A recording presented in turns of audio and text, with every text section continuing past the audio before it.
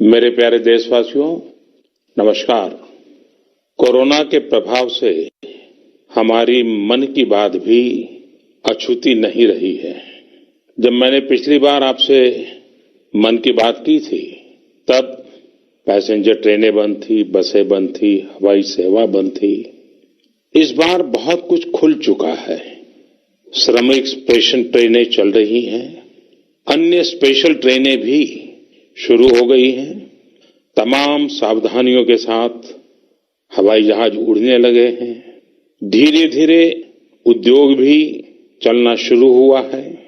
यानी अर्थव्यवस्था का एक बड़ा हिस्सा अब चल पड़ा है, खुल गया है। ऐसे में हमें और ज्यादा सतर्क रहने की आवश्यकता है। 2 गज की दूरी का नियम हो, मुंह पर मास्क लगाने की बात हो सके वहां तक घर में रहना हो, ये सारी बातों का पालन, उसमें जरा भी ढिलाई नहीं बरतनी चाहिए। देश में सबके सामूहिक प्रयासों से कोरोना के खिलाफ लड़ाई बहुत मजबूती से लड़ी जा रही है।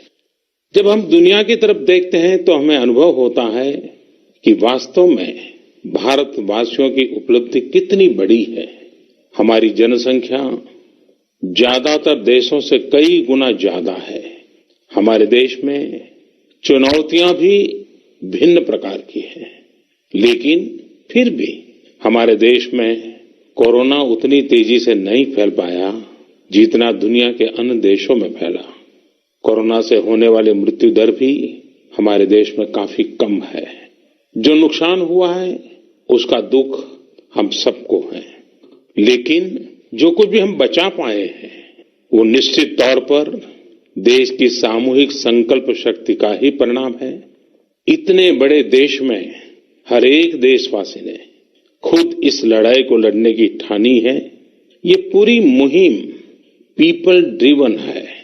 साथियों, देशवासियों की संकल्प शक्ति के साथ एक और शक्ति इस लड़ाई में हमारी सबसे बड़ी ताकत है, वो है देशवासियों की सेवा शक्ति। वास्तव में इस महामारी के समय हम भारतवासियों ने ये दिखा दिया है कि सेवा और त्याग का हमारा विचार केवल हमारा आदर्श नहीं है, बल्कि भारत की जीवन पद्धति है। और हमारे यहां तो कहा गया है, सेवा परमो धर्मः। सेवा स्वयं में सुख है, सेवा में ही संतोष है। आपने देखा होगा कि दूसरों की सेवा में लगे व्यक्ति के जीवन में कोई डिप्रेशन या तनाव कभी नहीं दिखता। उसके जीवन में, जीवन को लेकर उसके नजरिए में भरपूर आत्मविश्वास, सकारात्मकता और जीवंतता प्रतिपल नजर आती है। साथियों, हमारे डॉक्टर्स, नर्सिंग स्टाफ, सफाई कर्मी, पुलिसकर्मी, मीडिया के साथी, ये सब जो सेवा कर रहे हैं, उसकी चर्चा मैंने कई बार की है। मन की बात में भी मैंने उसका जिक्र किया है। सेवा में अपना सब कुछ समर्पित कर देने वाले लोगों की संख्या अनगिनत है। ऐसे ही एक सज्जन है तमिलनाडु के सी मोहन जी मदुरई में एक सैलून चलाते हैं। अपनी मेहनत की कमाई से इन्होंने अपनी बेटी की पढ़ाई के लिए 5 लाख रुपए बचाए थे, लेकिन इन्होंने ये पूरी राशि इस समय जरूरतमंदों, गरीबों की सेवा के लिए खर्च कर दी। इसी तरह अगरतला में ठेला चलाकर जीवन यापन करने वाले गौतम दास जी अपनी रोजमर्रा की कमाई की बचत में से हर रोज दाल चावल खरीदकर जरूरतमंदों को खाना खिला रहे हैं। पंजाब के पठानकोट से भी एक ऐसा ही उदाहरण मुझे पता चला। यहाँ दिव्यांग भाई राजू ने दूसरों की मदद से जोड़ी गई छोटी सी पूंजी से 3000 से अधिक मास्क बनवाकर लोगों में बांटे। भाई राजू ने इस मुश्किल समय में करीब 100 परिवारों के लिए खाने का राशन भी जुटाया। देश के सभी इलाकों से विमेन सेल्फ हेल्प ग्रुप के परिश्रम की भी अनगिनत कहानियां इन दिनों हमारे सामने आ रही है। गांवों में, छोटे कस्बों में हमारी बहनें, बेटियां हर दिन हजारों की संख्या में मास्क बना रही हैं। तमाम सामाजिक संस्थाएं भी इस काम में इनका सहयोग कर रही हैं। साथियों, ऐसे कितने ही उदाहरण हर दिन दिखाई और सुनाई पड़ रहे हैं। कितने ही लोग खुद भी मुझे नमो ऐप और अन्य माध्यमों के जरिए अपने प्रयासों के बारे में बता रहे हैं। कई बार समय की कमी के चलते मैं बहुत से लोगों का, बहुत से संगठनों का, बहुत सी संस्थाओं का नाम नहीं ले पाता हूं। सेवा भाव से लोगों की मदद कर रहे ऐसे सभी लोगों की मैं प्रशंसा करता हूं, उनका आदर करता हूं, उनका तहे दिल से अभिनंदन करता हूं। मेरे प्यारे देशवासियों, एक और बात जो मेरे मन को छू गई है वो है संकट की इस घड़ी में इनोवेशन। तमाम देशवासी गांवों से लेकर शहरों तक, हमारे छोटे व्यापारियों से लेकर स्टार्टअप तक, हमारी लैब्स कोरोना के खिलाफ लड़ाई में नए नए तरीके इजाद कर रहे हैं, नए नए इनोवेशन कर रहे हैं। जैसे नासिक के राजेंद्र यादव का उदाहरण बहुत दिलचस्प है। राजेंद्र जी नासिक में सतना गांव के किसान हैं। अपने गांव को कोरोना संक्रमण से बचाने के लिए उन्होंने अपने ट्रैक्टर से जोड़कर एक सैनिटाइजेशन मशीन बना ली है और ये इनोवेटिव मशीन बहुत प्रभावी तरीके से काम कर रही है। इसी तरह मैं सोशल मीडिया में कई तस्वीरें देख रहा था। कई दुकानदारों ने 2 गज की दूरी के लिए दुकान में बड़े पाइपलाइन लगा लिए हैं, जिसमें एक छोर से वो ऊपर से सामान डालते हैं और दूसरी छोर से ग्राहक अपना सामान ले लेते हैं। इस दौरान पढ़ाई के क्षेत्र में भी कई अलग अलग इनोवेशन शिक्षकों और छात्रों ने मिलकर किए हैं। ऑनलाइन क्लासेस, वीडियो क्लासेस, उसको भी अलग अलग तरीकों से इनोवेट किया जा रहा है। कोरोना की वैक्सीन पर हमारी लैब्स में जो काम हो रहा है उस पर तो दुनिया भर की नजर है और हम सबकी आशा भी। किसी भी परिस्थिति को बदलने के लिए इच्छा शक्ति के साथ ही बहुत कुछ इनोवेशन पर भी निर्भर करता है। हजारों सालों की मानव जात की यात्रा लगातार इनोवेशन से ही इतने आधुनिक दौर में पहुंची है। इसलिए इस महामारी पर जीत के लिए हमारी विशेष इनोवेशंस भी बहुत बड़ा आधार है। साथियों, कोरोना के खिलाफ लड़ाई का यह रास्ता लंबा है। एक ऐसी आपदा जिसका पूरी दुनिया के पास कोई इलाज ही नहीं है, जिसका कोई पहले का अनुभव भी नहीं है, तो ऐसे में नई नई चुनौतियां और उसके कारण परेशानियां हम अनुभव भी कर रहे हैं। ये दुनिया के हर कोरोना प्रभावित देश में हो रहा है और इसलिए भारत भी इससे अछूता नहीं है। हमारे देश में भी कोई वर्ग ऐसा नहीं है जो कठिनाई में न हो, परेशानी में न हो। और इस संकट की सबसे बड़ी चोट अगर किसी पर पड़ी है तो हमारे गरीब, मजदूर, श्रमिक वर्ग पर पड़ी है। उनकी तकलीफ, उनका दर्द, उनकी पीड़ा शब्दों में नहीं कही जा सकती। हम में से कौन ऐसा होगा जो उनकी और उनके परिवार की तकलीफों को अनुभव न कर रहा हो।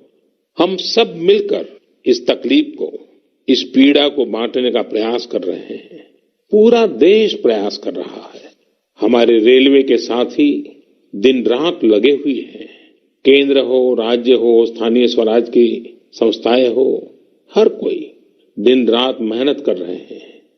जिस प्रकार रेलवे के कर्मचारी आज जुटे हुए हैं, वे भी एक प्रकार से अग्रिम पंक्ति में खड़े कोरोना वॉरियर्स ही है। लाखों श्रमिकों को ट्रेनों से और बसों से सुरक्षित ले जाना, उनके खाने पीने की चिंता करना, हर जिले में क्वारंटाइन केंद्रों की व्यवस्था करना, सभी की टेस्टिंग, चेकअप, उपचार की व्यवस्था करना, ये सब काम लगातार चल रहे हैं और बहुत बड़ी मात्रा में चल रहे हैं। लेकिन साथियों, जो दृश्य आज हम देख रहे हैं, इससे देश को अतीत में जो कुछ हुआ उसके अवलोकन और भविष्य के लिए सीखने का अवसर भी मिला है।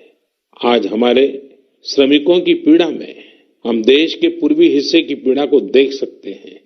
जिस पूर्वी हिस्से में देश का ग्रोथ इंजन बनने की क्षमता है, जिसके श्रमिकों के बाहुबल में देश को नई ऊंचाई पर ले जाने का सामर्थ्य है, उस पूर्वी हिस्से का विकास बहुत आवश्यक है। पूर्वी भारत के विकास से ही देश का संतुलित आर्थिक विकास संभव है। देश ने जब मुझे सेवा का अवसर दिया, तभी से हमने पूर्वी भारत के विकास को प्राथमिकता दी है। मुझे संतोष है कि बीते वर्षों में इस दिशा में बहुत कुछ हुआ है और अब प्रवासी मजदूरों को देखते हुए बहुत कुछ नए कदम उठाना भी आवश्यक हो गया है और हम लगातार उस दिशा में आगे बढ़ रहे हैं। जैसे कहीं श्रमिकों की स्किल मैपिंग का काम हो रहा है, कहीं स्टार्टअप्स इस काम में जुटे हैं, कहीं माइग्रेशन कमीशन बनाने की बात हो रही है। इसके अलावा केंद्र सरकार ने अभी जो फैसले लिए हैं, उससे भी गांवों में रोजगार, स्वरोजगार, लघु उद्योगों से जुड़ी विशाल संभावनाएं खुली हैं। ये फैसले इन स्थितियों के समाधान के लिए हैं, आत्मनिर्भर भारत के लिए हैं। अगर हमारे गांव आत्मनिर्भर होते, हमारे कस्बे, हमारे जिले, हमारे राज्य आत्मनिर्भर होते, तो अनेक समस्याओं ने वो रूप नहीं लिया होता जिस रूप में वो आज हमारे सामने खड़ी है। लेकिन अंधेरे से रोशनी की ओर बढ़ना मानव स्वभाव है। तमाम चुनौतियों के बीच मुझे खुशी है कि आत्मनिर्भर भारत पर आज देश में व्यापक मंथन शुरू हुआ है। लोगों ने अब इसे अपना अभियान बनाना शुरू किया है। इस मिशन का नेतृत्व देशवासी अपने हाथ में ले रहे हैं। बहुत से लोगों ने तो ये भी बताया है कि उन्होंने जो जो सामान उनके इलाके में बनाए जाते हैं, उनकी एक पूरी लिस्ट बना ली है। ये लोग अब इन लोकल प्रोडक्ट्स को ही खरीद रहे हैं और वोकल फॉर लोकल को प्रमोट भी कर रहे हैं। मेक इन इंडिया को बढ़ावा मिले, इसके लिए सब कोई अपना अपना संकल्प जता रहा है। बिहार के हमारे एक साथी श्रीमान हिमांशु ने मुझे नमो ऐप पर लिखा है कि वो एक ऐसा दिन देखना चाहते हैं जब भारत विदेश से आने वाले आयात को कम से कम कर दे, चाहे पेट्रोल, डीजल, ईंधन का आयात हो, इलेक्ट्रॉनिक आइटम्स का आयात हो, यूरिया का आयात हो या फिर खाद्य तेल का आयात हो। मैं उनकी भावनाओं को समझता हूं। हमारे देश में कितनी ही ऐसी चीजें बाहर से आती हैं जिन पर हमारे ईमानदार टैक्स पेयर्स का पैसा खर्च होता है, जिनका विकल्प हम आसानी से भारत में तैयार कर सकते हैं। असम के सुदीप ने मुझे लिखा है कि वो महिलाओं के बनाए हुए लोकल बैम्बू प्रोडक्ट्स का व्यापार करते हैं और उन्होंने तय किया है कि आने वाले 2 वर्ष में वे अपने बैम्बू प्रोडक्ट को एक ग्लोबल ब्रांड बनाएंगे। मुझे पूरा भरोसा है आत्मनिर्भर भारत अभियान इस दशक में देश को नई ऊंचाई पर ले जाएगा। मेरे प्यारे देशवासियों, कोरोना संकट के इस दौर में मेरी विश्व के अनेक नेताओं से बातचीत हुई है, लेकिन मैं एक सीक्रेट जरूर आज बताना चाहूंगा। विश्व के अनेक नेताओं की जब बातचीत होती है तो मैंने देखा इन दिनों उनकी बहुत ज्यादा दिलचस्पी योग और आयुर्वेद के संबंध में होती है। कुछ नेताओं ने मुझसे पूछा कि कोरोना के इस काल में ये योग और आयुर्वेद कैसे मदद कर सकते हैं। साथियों, अंतर्राष्ट्रीय योग दिवस जल्द ही आने वाला है। योग जैसे जैसे लोगों के जीवन से जुड़ रहा है, लोगों में अपने स्वास्थ्य को लेकर जागरूकता भी लगातार बढ़ रही है। अभी कोरोना संकट के दौरान भी ये देखा जा रहा है कि हॉलीवुड से हरिद्वार तक घर में रहते हुए लोग योग पर बहुत गंभीरता से ध्यान दे रहे हैं। हर जगह लोगों ने योग और उसके साथ साथ आयुर्वेद के बारे में और ज्यादा जानना चाहा है, उसे अपनाना चाहा है। कितने ही लोग जिन्होंने कभी योग नहीं किया, वे भी या तो ऑनलाइन योग क्लास से जुड़ गए हैं या फिर ऑनलाइन वीडियो के माध्यम से भी योग सीख रहे हैं। सही में योग कम्युनिटी, इम्यूनिटी और यूनिटी सबके लिए अच्छा है। साथियों, कोरोना संकट के इस समय में योग आज इसलिए भी ज्यादा अहम है क्योंकि ये वायरस हमारे रेस्पिरेटरी सिस्टम को सबसे अधिक प्रभावित करता है। योग में तो रेस्पिरेटरी सिस्टम को मजबूत करने वाले कई तरह के प्राणायाम है, जिनका असर हम लंबे समय से देखते आ रहे हैं। ये टाइम टेस्टेड टेक्निक्स हैं, जिसका अपना अलग महत्व है। कपालभाति और अनुलोम विलोम प्राणायाम से अधिकतर लोग परिचित होंगे, लेकिन भस्त्रिका, शीतली, भ्रामरी जैसे कई प्राणायाम के प्रकार है, जिसके अनेक लाभ भी है। वैसे आपके जीवन में योग को बढ़ाने के लिए आयुष मंत्रालय ने भी इस बार एक अनोखा प्रयोग किया है। आयुष मंत्रालय ने माई लाइफ माई योग नाम से अंतर्राष्ट्रीय वीडियो ब्लॉग उसकी प्रतियोगिता शुरू की है। भारत ही नहीं, पूरी दुनिया के लोग इस प्रतियोगिता में हिस्सा ले सकते हैं। इसमें हिस्सा लेने के लिए आपको अपना 3 मिनट का एक वीडियो बना करके अपलोड करना होगा। इस वीडियो में आप जो योग या आसन करते हुए वो करते हुए दिखाना है और योग से आपके जीवन में जो बदलाव आया है उसके बारे में भी बताना है। मेरा आपसे अनुरोध है, आप सभी इस प्रतियोगिता में अवश्य भाग लें और इस नए तरीके से अंतर्राष्ट्रीय योग दिवस में आप हिस्सेदार बनिए। साथियों, हमारे देश में करोड़ों करोड़ गरीब दशकों से एक बहुत बड़ी चिंता में रहते आए हैं। अगर बीमार पड़ गए तो क्या होगा? अपना इलाज कराएं या फिर परिवार के लिए रोटी की चिंता करें? इस तकलीफ को समझते हुए इस चिंता को दूर करने के लिए ही करीब 1.5 साल पहले आयुष्मान भारत योजना शुरू की गई थी। कुछ ही दिन पहले आयुष्मान भारत के लाभार्थियों की संख्या 1 करोड़ के पार हो गई है। 1 करोड़ से ज्यादा मरीज मतलब देश के 1 करोड़ से अधिक परिवारों की सेवा हुई है। 1 करोड़ से ज्यादा मरीज का मतलब क्या होता है मालूम है? 1 करोड़ से ज्यादा मरीज मतलब नॉर्वे जैसा देश, सिंगापुर जैसा देश, उसकी जो टोटल जनसंख्या है उससे 2 गुना लोगों को मुफ्त में इलाज दिया गया है।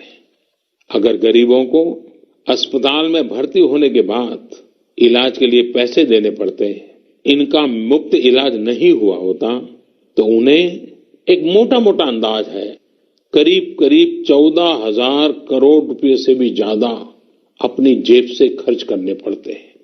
आयुष्मान भारत योजना ने गरीबों के पैसे खर्च होने से बचाए हैं।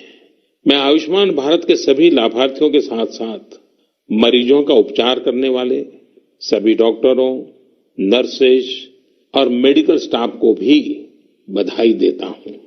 आयुष्मान भारत योजना के साथ एक बहुत बड़ी विशेषता पोर्टेबिलिटी की सुविधा भी है। पोर्टेबिलिटी ने देश को एकता के रंग में रंगने में भी मदद की है। यानी बिहार का कोई गरीब अगर चाहे तो उसे कर्नाटका में भी वही सुविधा मिलेगी जो उसे अपने राज्य में मिलती। इसी तरह महाराष्ट्र का कोई गरीब चाहे तो उसे इलाज की वही सुविधा तमिलनाडु में मिलती। इस योजना के कारण किसी क्षेत्र में जहां स्वास्थ्य की व्यवस्था कमजोर है, वहां के गरीब को देश के किसी भी कोने में उत्तम इलाज कराने की सहूलियत मिलती है। साथियों, आप ये जानकर हैरान रह जाएंगे कि 1 करोड़ लाभार्थियों में से 80% लाभार्थी देश के ग्रामीण इलाकों के हैं। इनमें भी करीब करीब 50% लाभार्थी हमारी माताएं, बहनें और बेटियां हैं। इन लाभार्थियों में ज्यादातर लोग ऐसी बीमारियों से पीड़ित थे जिनका इलाज सामान्य दवाओं से संभव नहीं था। इनमें से 70% लोगों की सर्जरी की गई है। आप अनुमान लगा सकते हैं कि कितनी बड़ी तकलीफों से इन लोगों को मुक्ति मिली है। मणिपुर के चुरा चांदपुर में 6 साल के बच्चे केलेनसांग, उसको भी इसी तरह आयुष्मान योजना से नया जीवन मिला है। केलेनसांग को इतनी छोटी उम्र में ब्रेन की गंभीर बीमारी हो गई। इस बच्चे के पिता दिहाड़ी मजदूर हैं और मां बुनाई का काम करती है। ऐसे में बच्चे का इलाज कराना बहुत कठिन हो रहा था, लेकिन आयुष्मान भारत योजना से अब उनके बेटे का मुफ्त इलाज हो गया है। कुछ इसी तरह का अनुभव पुडुचेरी की अमूर्था वल्ली जी का भी है। उनके लिए भी आयुष्मान भारत योजना संकट मोचक बनकर आई है। अमूर्था वल्ली जी के पति की हार्ट अटैक से दुखद मृत्यु हो चुकी है। उनके 27 साल के बेटे जीवा को भी हार्ट की बीमारी थी। डॉक्टर्स ने जीवा के लिए सर्जरी की सलाह दी थी, लेकिन दिहाड़ी मजदूरी करने वाले जीवा के लिए अपने खर्च से इतना बड़ा ऑपरेशन करवाना संभव ही नहीं था। लेकिन अमूर्था वल्ली ने अपने बेटे का आयुष्मान भारत योजना में रजिस्ट्रेशन करवाया और 9 दिनों बाद बेटे जीवा के हार्ट की सर्जरी भी हो गई। साथियों, मैंने आपको सिर्फ 3-4 घटनाओं का जिक्र किया। आयुष्मान भारत से तो ऐसी 1 करोड़ से अधिक कहानियां जुड़ी हुई है। ये कहानियां जीते जागते इंसानों की है। दुख तकलीफ से मुक्त हुए हमारे अपने परिवारजनों की है। आपसे मेरा आग्रह है, कभी समय मिले तो ऐसे व्यक्ति से जरूर बात करिएगा जिसने आयुष्मान भारत योजना के तहत अपना इलाज कराया हो। आप देखेंगे कि जब एक गरीब बीमारी से बाहर आता है तो उसमें गरीबी से लड़ने की भी ताकत नजर आने लगी है। और मैं हमारे देश के ईमानदार टैक्स पेयर से कहना चाहता हूं, आयुष्मान भारत योजना के तहत जिन गरीबों का मुफ्त इलाज हुआ है, उनके जीवन में जो सुख आया है, संतोष मिला है, उस पुण्य के असली हकदार आप भी हैं। हमारा ईमानदार टैक्स पेयर भी इस पुण्य का हकदार है। मेरे प्यारे देशवासियों, एक तरफ हम महामारी से लड़ रहे हैं तो दूसरी तरफ हमें हाल में पूर्वी भारत के कुछ हिस्सों में प्राकृतिक आपदा का भी सामना करना पड़ा है। पिछले कुछ हफ्तों के दौरान हमने पश्चिम बंगाल और उड़ीसा में सुपर साइक्लोन अम्फान का कहर देखा। तूफान से अनेकों घर तबाह हो गए, किसानों को भी भारी नुकसान हुआ। हालात का जायजा लेने के लिए मैं पिछले हफ्ते उड़ीसा और पश्चिम बंगाल गया था। पश्चिम बंगाल और उड़ीसा के लोगों ने जिस हिम्मत और बहादुरी के साथ हालात का सामना किया है, प्रशंसनीय है। संकट की इस घड़ी में देश भी हर तरह से वहां के लोगों के साथ खड़ा है। साथियों, एक तरफ जहां पूर्वी भारत तूफान से आई आपदा का सामना कर रहा है, वहीं दूसरी तरफ देश के कई हिस्से टिड्डियों या लोकस्ट के हमले से प्रभावित हुए हैं। इन हमलों ने फिर हमें याद दिलाया है कि ये छोटा सा जीव कितना नुकसान करता है। टिड्डी दल का हमला कई दिनों तक चलता है। बहुत बड़े क्षेत्र पर इसका प्रभाव पड़ता है। भारत सरकार हो, राज्य सरकार हो, कृषि विभाग हो, प्रशासन भी इस संकट के नुकसान से बचने के लिए, किसानों की मदद करने के लिए आधुनिक संसाधनों का भी उपयोग कर रहा है। नए नए आविष्कार की तरफ भी ध्यान दे रहा है।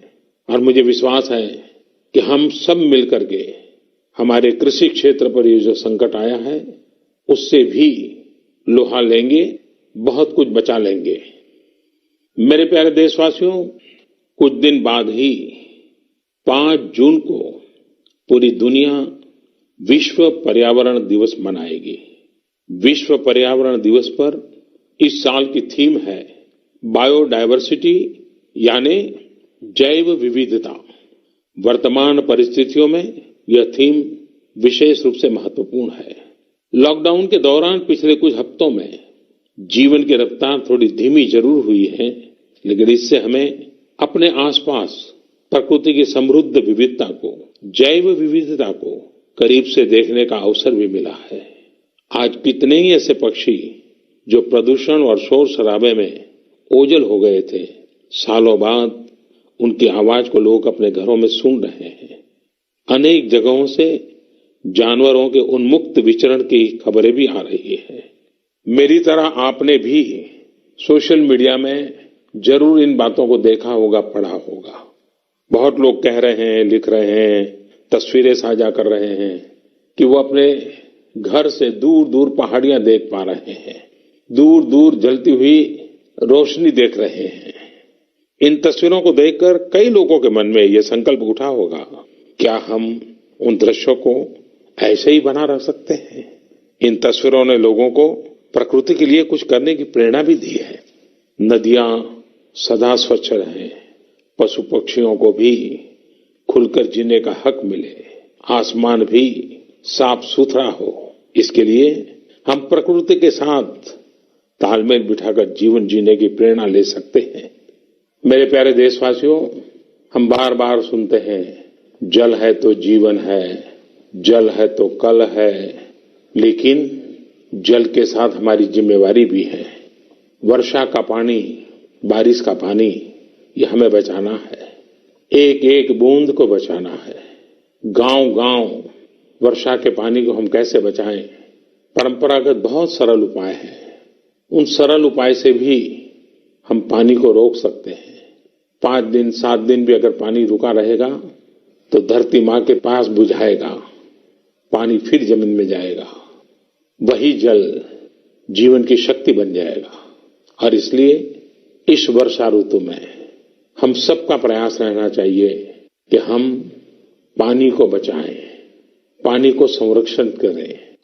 मेरे प्यारे देशवासियों, स्वच्छ पर्यावरण सीधे हमारे जीवन, हमारे बच्चों के भविष्य का विषय है। इसलिए हमें व्यक्तिगत स्तर पर भी इसकी चिंता करनी होगी।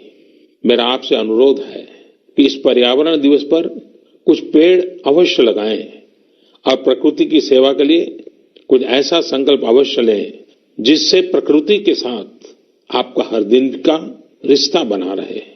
हाँ, गर्मी बढ़ रही है, इसलिए पक्षियों के लिए पानी का इंतजाम करना मत भूलिएगा। साथियों, हम सबको ये भी ध्यान रखना होगा कि इतनी कठिन तपस्या के बाद, इतनी कठिनाइयों के बाद देश ने जिस तरह हालत संभाला है, उसे बिगड़ने नहीं देना है। हमें इस लड़ाई को कमजोर नहीं होने देना है। हम लापरवाह हो जाएं, सावधानी छोड़ दें, ये कोई विकल्प नहीं है। कोरोना के खिलाफ लड़ाई अब भी उतनी ही गंभीर है। आपको, आपके परिवार को कोरोना से अभी भी उतना ही गंभीर खतरा हो सकता है। हमें हर इंसान की जिंदगी को बचाना है। इसलिए 2 गज की दूरी, चेहरे पर मास्क, हाथों को धोना, इन सब सावधानियों का वैसे ही पालन करते रहना है जैसे अभी तक करते आए हैं। मुझे पूरा विश्वास है कि आप अपने लिए, अपनों के लिए, अपने देश के लिए ये सावधानी जरूर रखेंगे। इसी विश्वास के साथ आपके उत्तम स्वास्थ्य के लिए मेरी हार्दिक शुभकामनाएं हैं। अगले महीने फिर एक बार मन की बात अनेक नए विषयों के साथ जरूर करेंगे। धन्यवाद।